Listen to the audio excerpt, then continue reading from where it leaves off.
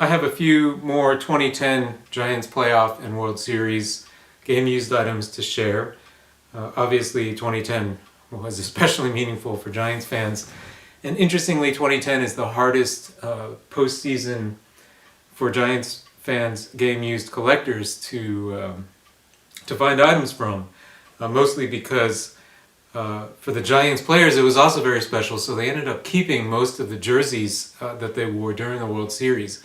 So very few jerseys were sold by the Giants from the World Series, usually just a few bench players and some coaches, and occasionally bench-worn jerseys from a few of the stars, but very little was ever available.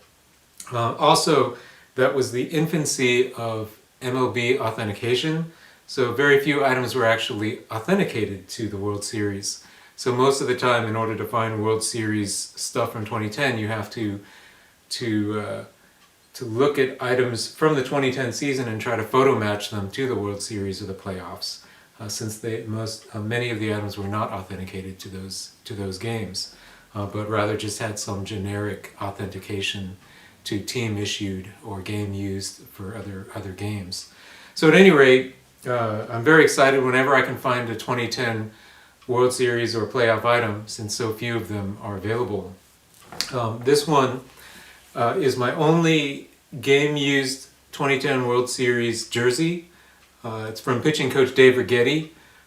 It is just a coach jersey and not one of the player jerseys, but as far as coaches go, Righetti is one of the premium coaches to get, since as the pitching coach, he was basically the coach of the backbone of the Giants' World Series wins. Many people feel that it was really the pitching, Bumgarner, Kane, Sanchez, Lincecum, Vogelsong, that those were the guys that really helped the Giants to establish a dynasty, and some of that credit goes to Righetti.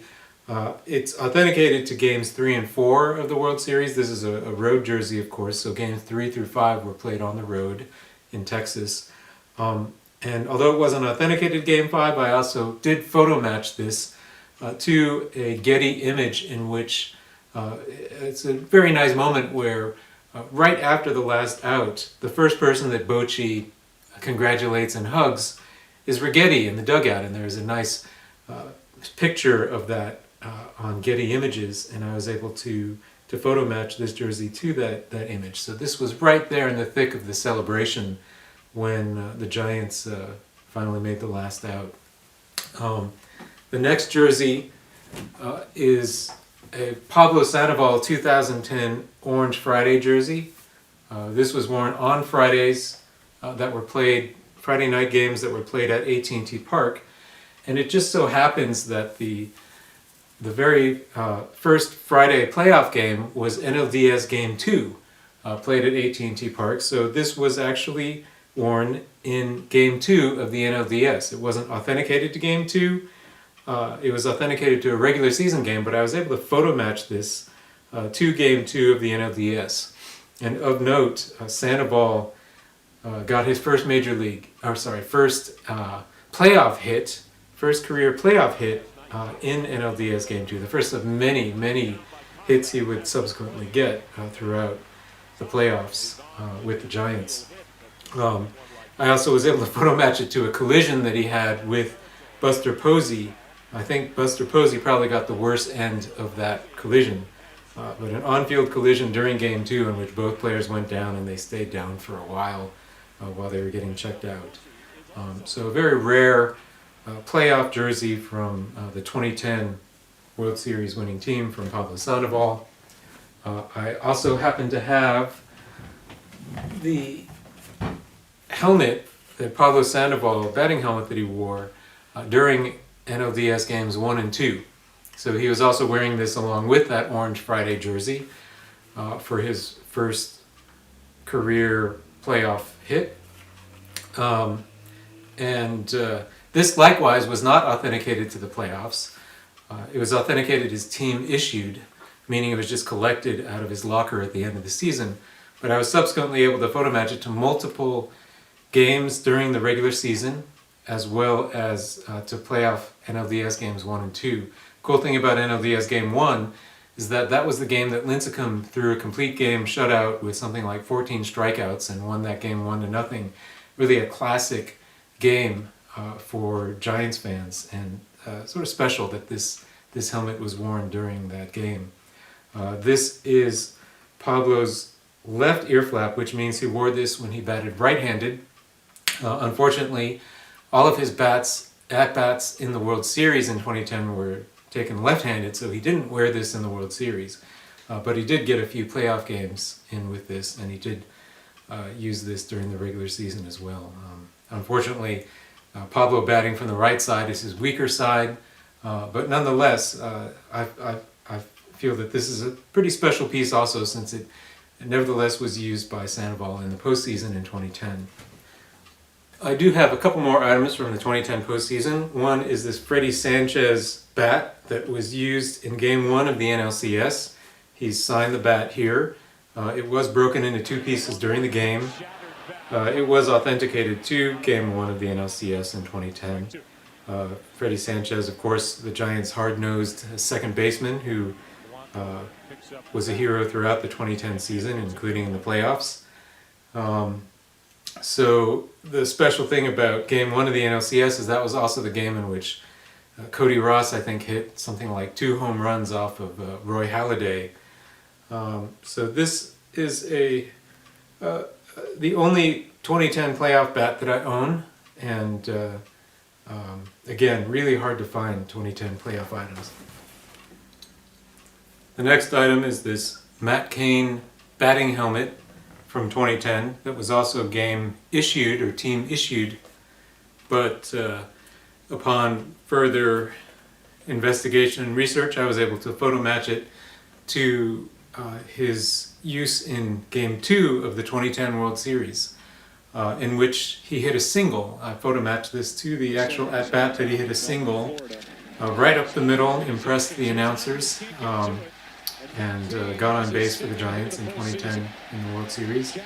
Matt Cain was an absolute phenomenon in the 2010 postseason, perhaps their best pitcher of the 2010 postseason. He pitched in both the NLDS and NLCS as well as the World Series, a total of 21 1/3 innings, and he didn't give up any earned runs. His ERA for all 3 games combined during 2010 was 0.00. He ended up winning his Game 2 2010 start.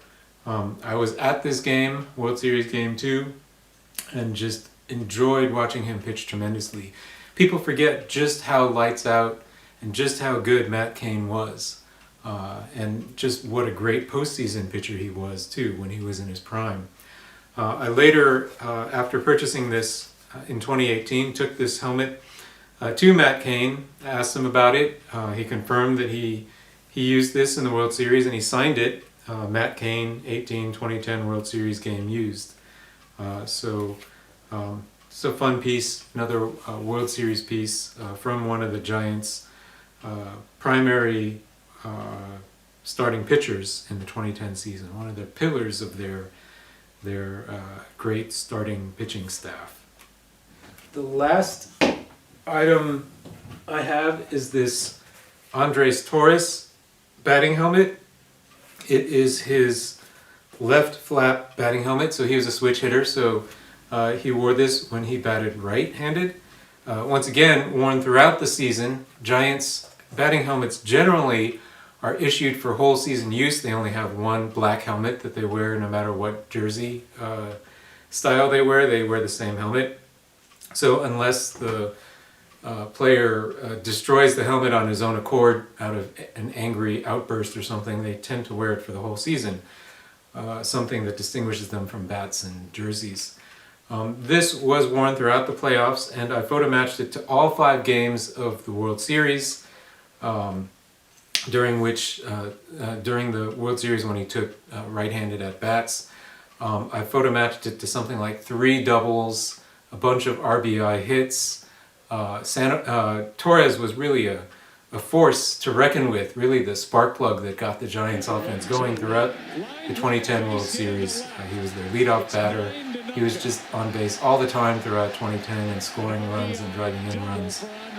Really one of the memorable players of the 2010 season, and really cool that I was able to find this World Series helmet and photo match it to all those World Series games. Again, this wasn't authenticated to the World Series, it was authenticated as team issued, but doing the research to find the matches to the games really paid off with this as well.